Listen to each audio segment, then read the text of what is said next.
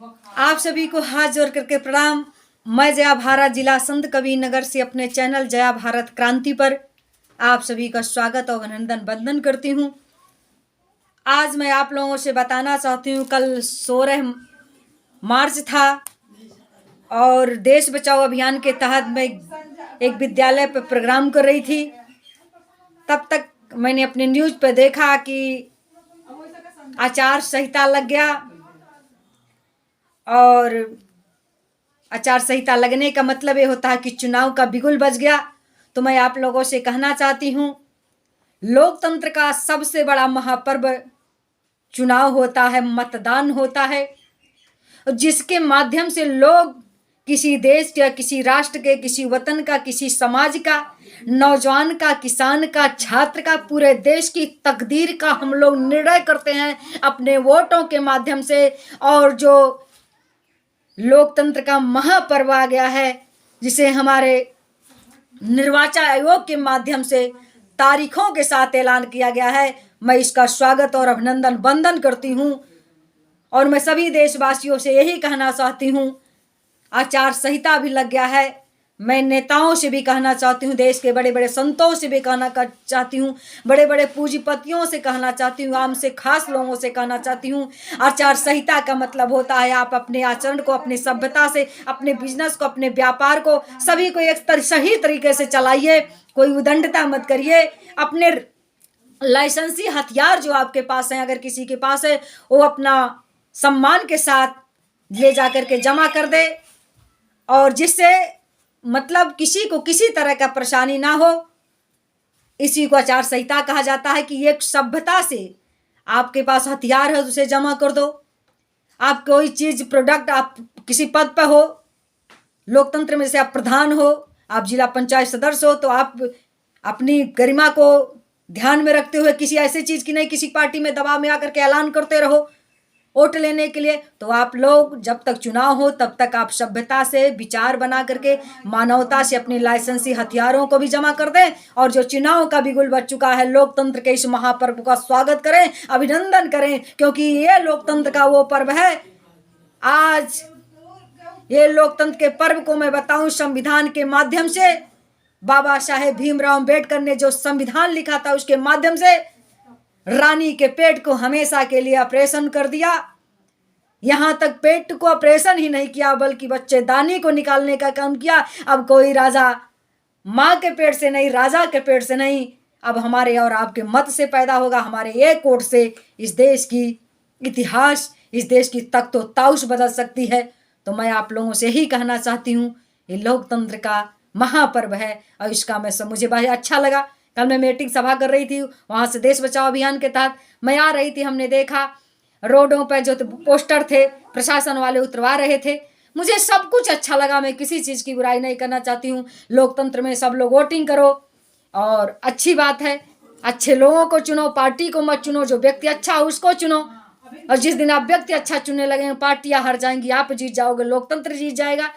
तो मैं कहना ये चाहती हूँ, एक बात और कहना चाहती हूँ, चुनाव का बिगुल तो बज गया, लेकिन कहीं न कहीं हमको लगता है ये प्रशासन के माध्यम से ये डेट पड़ा हुआ है।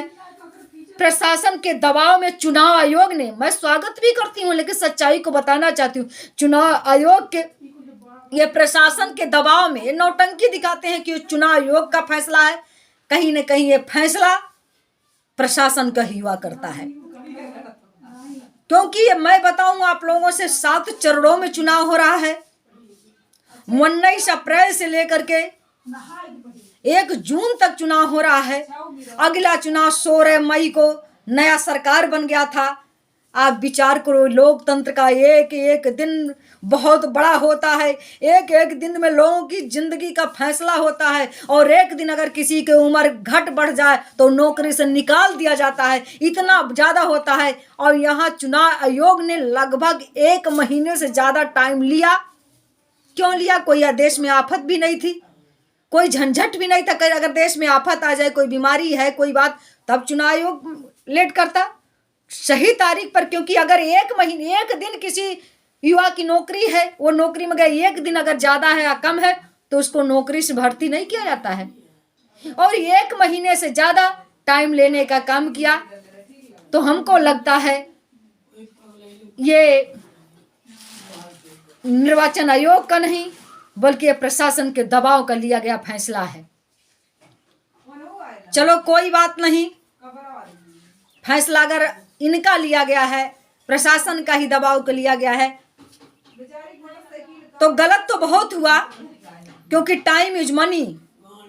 आखिर में आप बताइए, आचार संहिता चुनाव के 2 महीना 52 दिन पहले आचार संहिता लगता है, तो भैया आचार संहिता तो 52 दिन पहले लगा, लेकिन इस चुनाव के बारे में कब से झुंझुना लोग फैला रहे हैं कि भैया ये काम अधिकारियों के पास जाओ, देखो फाइल दे दो, आज 15-20 दिन के रख दो, अगर संहिता नहीं लगेगा कल कर देंगे आचार संहिता नहीं, ऐसे ऐसे करते करते 20 दिन उधर लिया और 3 महीना इधर, इस तरह 4 महीना टाइम हमारे देश के लोगों का नाजायज गया, एकदम बेकार गया। इसमें न कोई भर्ती निकल सकती है। मैं जानती हूँ 52 दिन के पहले आचार संहिता लगता है, लेकिन कम से कम 20-25 दिन के पहले एक डौकाना, एक डराना था कि कल लग जाएगा, कल लग जाएगा, कल लग जाएगा। और 4 जून को वोटिंग काउंटिंग होगा और जो जाकर के 16-17 जैसे सरकार आएगी, सरकार बनेगी। तो मैं ये कहना चाहती हूँ, एक बात और मैं आप लोगों से कहना चाहूंगी कि आचार संहिता सिर्फ हम लोगों के लिए लगता है, छोटे लोगों के लिए लगता है, बड़ों लोगों के लिए कोई नहीं।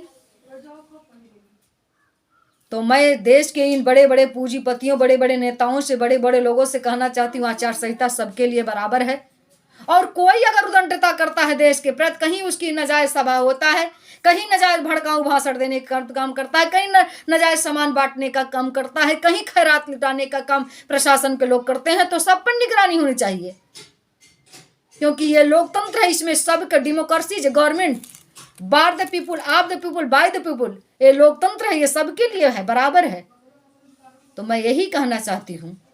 और जो चुनाव का बिगुल बजा है, इसका मैं स्वागत करती हूँ, लेकिन दुख इस बात का था कि इन्होंने नाजायज टाइम इतना लेने का काम किया और चिलचिलाती धूप में चुनाव होगा। हमारे देश के प्रशासन के नौजवान, अभी मुझे पता चला हमारी बहन के हमारे बहन के हस्बैंड जी, हमारी छोटी बहन है, बीएसएफ हैं, राजस्थान में थे, 1-1.5 महीना के पहले से वो कश्मीर में जाकर लगे हुए हैं। कासिम, आप विचार करो, जितने देश के सैनिक हैं सब चुनाव में लगा दिए गए हैं, सबके सब चुनाव में लगा दिए गए हैं। देश के प्रशासन जितने पुलिस हैं सब चुनाव में लगा दिए गए हैं और सारे कारोबार ठप हो गए हैं। तो भैया ये तो होता ही है, 52 दिन के पहले लगता है, लेकिन कहीं ना कहीं अब की बार चुनाव 6 महीने के पहले से डिस्टर्ब लोग हैं, क्योंकि ये डरावना जो पहले से दिखाए कि आज करेंगे कल करेंगे, जब ये प्रशासन के लोग अंदर से अपने मजबूत हो गए, इनको बड़ी बड़ी कंपनियों से बड़ा बड़ा चंदा मिल गया। अभी अब आया है सुनाई में कि 6,000 करोड़ इस देश की तमाम कंपनियां, और एक पार्टी को नहीं सभी पार्टियों का उसका डिटेल आया है कि 6,000 करोड़ रुपया इन लोगों ने चंदा दिया है। तो जब प्रशासन के लोगों को चंदा अपना मुहैया हो गया, सारा स्थिर कर लिए कि हम विधायक कैसे खरीद पाएंगे, कैसे हम सांसद खरीद पाएंगे, कैसे सरकार बना पाएंगे, क्या रणनीति कर पाएंगे, तब जाकर के चुनाव का ऐलान किया। ये निर्वाचन आयोग का तो मुझे नहीं लगता है, हमको लगता है ये प्रशासन दबाव में आकर के ये निर्णय लिया गया है। फिर भी इतना होने के बाद मैं जय भारत फैसला करती हूँ और देशवासियों आपसे कहना चाहती हूँ, इस देश की मान सम्मान को बचाओ, इस देश के नौजवानों को किस तरह नौकरी मिले, इस देश के लोगों को किस तरह से सुरक्षा मिले, बहन बेटियों को सुरक्षा मिले, सबके सर पर छत हो, सारे समाज में खुशहाली आए, हमारे किसानों को उचित दाम मिले, हमारे देश का नौजवान सरहद पर सुरक्षित मिले, जो ऐसी सरकार देने के लायक हो। मेरे देशवासियों, ऐसे लोगों का आप लोग वोटिंग कर देना। मैं यही हाथ जोड़ करके आप लोगों से प्रार्थना करती हूँ, ऐसे लोग को वोट देना।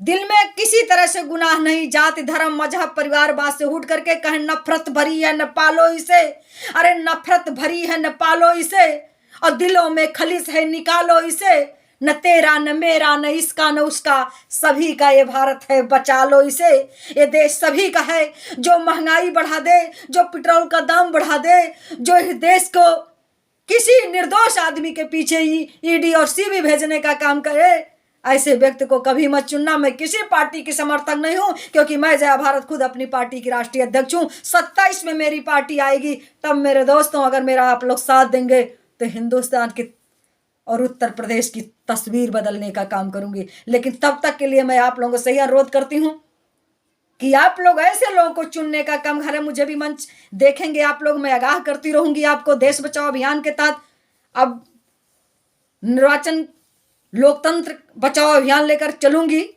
आप लोग से बराबर हमारे मीडिया के माध्यम से बात होता रहेगा। अभी तो मैं लखनऊ में गई थी, हमारे मीडिया के लोगों ने बात किया, दिखाया भी, चैनल पर लोगों ने देखा भी है। और मैं कहना ये चाहती हूं कि आप लोगों से कि आप लोग इस लोकतंत्र की गरिमा को बजाते हुए ऐसे व्यक्ति को चुन देना जो हमारे और आपके दर्द को पहचाने। हमारे और आपको इतने से शराब में मत बिक जाना, एक साड़ी में मत बिक जाना, क्योंकि अगर एक शराब और साड़ी में बिक जाओगे तो ये देश की मान सम्मान गिरवी रख जाए उठेगी। तो मैं आप लोगों से यही कहते हुए, जय भारत, इस देश की सम्मान को बढ़ा दो दोस्तों, इस देश की सम्मान को बढ़ा दो नौजवानों, देश की सम्मान को बढ़ा दो, जो नौजवानों को रोजगारी दे दे। कहते जो सरकार निकम्मी है वो सरकार बदलनी है, और जो सरकार बदलनी है वो सरकार निकम्मी है। तो जो निकम्मी हो, जो ऐसे लोगों को विचार करना। आपने आने वाले कई पार्टियों की सरकार को देखा है, केवल हमारी सरकार को नहीं देखा है। तो हमारी सरकार को आप 27 में देख लीजिएगा। हालांकि कई लोगों को समर्थन में मैं भी रहूंगी, और इंडिया समर्थन में लोग बुला भी रहे थे, मगर मैं गई नहीं क्योंकि हमारी पार्टी लॉन्च अभी हुई। तो मैं आप लोगों से ये कहना चाहती हूँ कि लेकिन कई लोग ऐसे हैं जो बहुत ही अच्छे हैं, जो हमारी वकालत पार्लियामेंट में जाकर के हमारे गरीब समाज की करेंगे। और हम जा रहे थे देश बचाओ अभियान के तहत अयोध्या में, हमारी बहुत बड़ी यज्ञ होने जा रही थी शुद्धिकरण की। हल्ला चौराहे चाहे करवाएंगे, लेकिन अयोध्या का प्रोग्राम जो हो सकता है इलेक्शन तक रोक दूं, लेकिन फिर भी यज्ञ तो मेरा होगा, क्योंकि शुद्धिकरण यज्ञ तो देश में करना ही है। और लोकतंत्र की शुद्धिकरण, इसके लिए मैं जय भारत तो चलूंगी। और आप लोगों से यही हाथ जोड़ करके अंत में प्रार्थना करती हूँ, आपके घर की बेटी हूँ, आपकी परिवार की बेटी हूँ, एक समाज की बेटी हूँ, दलित और पिछड़े आदिवासी घर की बेटी हूँ। तो मैं आप सभी से यही हाथ जोड़कर प्रणाम करती हूँ कि आप लोग तो इस लोकतंत्र के महापर्व में बढ़ चढ़ कर हिस्सा लो, और अपना वोट, एक कीमती वोट जिसके बाबा साहेब ने आपको देख दिया है, लोकतंत्र का सबसे बड़ा मजबूत हथियार आपके पास एक वोट होता है। और वोट दबा दें, बटन जरूर दबाना है, चाहे किसी को दबाओ, मैं किसी का नाम नहीं लूंगी, लेकिन चाहे जिसको देना, जो हमारी और आपके लिए शुभचिंतक हो, ऐसे लोग को चुनना। मैं जय भारत यही कहते हुए, आप लोगों से अनुरोध करते हुए, अपने चैनल पर स्वागत करते हुए आप सभी को पुनः प्रणाम करती हूँ।